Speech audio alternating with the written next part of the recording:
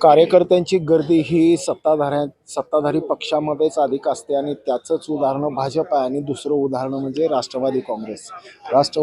अजित पवारांच्या राष्ट्रवादी काँग्रेसमध्ये हे सायरा शेख आहे. तुम्ही उमेदवारी मागितली होती, तुम्हाला उमेदवारी नाकारली का आणि कशासाठी? मी सायरा शेख मागील 20 वर्षापासून राष्ट्रवादी काँग्रेस पार्टीमध्ये मी काम करते. अजितदादांवर प्रेम करणारी आम्ही लोक आहोत. नेहमी तळागाळातून काम केलेलं आहे. पण येणाऱ्या आत्ताच्या इलेक्शनमध्ये मात्र बाहेरून येणाऱ्या उमेदवारांची यांनी आयात केलेली आहे. पक्षाच्या बऱ्याच लोकांना आमच्या तिकीट दिलेली नाहीयेत. त्यामुळं पक्षाच्या वरिष्ठ नेत्यांचं म्हणणं असं असेल किंवा निवड कोर कमिटी किंवा त्यांचं म्हणणं असं असेल की निवडून येणे हा निकष जर का त्यांनी ठेवला असेल तर आयात काय आणि स्वकीय काय ह्याच्यामध्ये फरकच करता येणार नाही.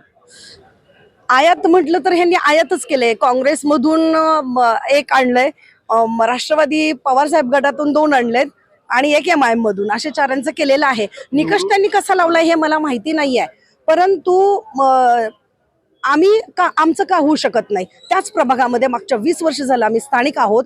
आम्ही आमचं काम करतोय. पक्ष वाढवण्याचं काम आम्ही केलेलं आहे. तिथं राष्ट्रवादी अजिबात नव्हती. हद्दवाड भागामध्ये राष्ट्रवादी वाढवण्याचं काम आम्ही तिथं केलेलं आहे. त्यामुळे आमचा हक्क नक्कीच होता की तिकीट आम्हाला मिळायला पाहिजे होतं. तुम्ही पक्षाच्या सांगण्यावरूनच उमेदवारी माघारी घेतली?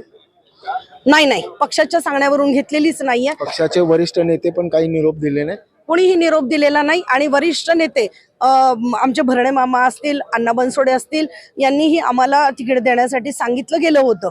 त्यांनी आश्वासन पण दिलं होतं आम्हाला. परंतु खाली जे आहे ना, माझ्या पक्ष श्रेष्ठींवर माझा अजिबात राग नाहीये. पक्षश्रेष्ठी आमची खूप चांगले आहेत. सगळे आदरणीय दादांवर आमचं अजूनही प्रेम आहे. आणि पण मात्र जे लोकलचं राजकारण आहे, लोकलच्या राजकारणामधली ही जी जोडगोळी आहे, अध्यक्ष आणि कार्याध्यक्ष संतोष पवार आणि जुबेर बागवान, फक्त ह्याच दोघांचे. तुम्ही मला प्रश्न विचारलाय, कोर कमिटी नाहीच आहे तिथं. कोर कमिटीमध्ये असलं पाहिजे, प्रदेशचे लोक असले पाहिजेत, महिला अध्यक्ष असल्या पाहिजेत. सगळ्यांना डावलून फक्त 2 लोकांचा हा खेळ चालू होता इथं. आणि हा खेळ सगळा रात्रीच चाललेला होता यांचा. आणि बरीच आर्थिक उलाढाल याच्यामध्ये झालेली आहे. ज्यांनी आर्थिक दिलेलं आहे त्यांनाच तिकीट दिले गेलेली आहेत. तुम्ही आता माघार घेताय, कुणाच्या सांगण्यावर? कुणाचे सांगणं? माझ्या कार्यकर्त्यांना, माझ्या पदाधिकाऱ्यांना, राष्ट्रवादीचे जे काही आमचे पदाधिकारी आहेत, आमचं जे पॅनल आहे, आमचा सगळ्यांचा विचार झालेला आहे. त्यामुळे मी माघार घेत आहे. हताश होऊन इतके आरोप करताय तुम्ही स्थानिक कार्यकारिणीवर, हताश झाला? हताश नाही झाले मी. ह्यांच्यावर आक्रमक होतीये. हताश मी नाही होणार. ह्यांना मी बरोबरच दाखवणार आहे. माझ्या पक्षामध्ये, माझ्या ह्याच्यामध्ये, माझ्या प्रभागामध्ये ह्यांनी जर इतरांना तिकीट दिले, त्यांना कसं पाडता येईल हे आम्ही सगळेजण बघणार आहोत. आता राष्ट्रवादीचे 5 तिकीट सुद्धा येणं अवघड आहे इथं.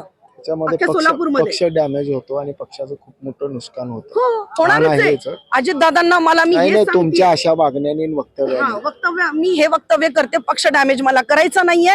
परंतु मी अजितदादांना कळवलेलं आहे आणि मी माझा राजीनामा ईमेल केलेला आहे.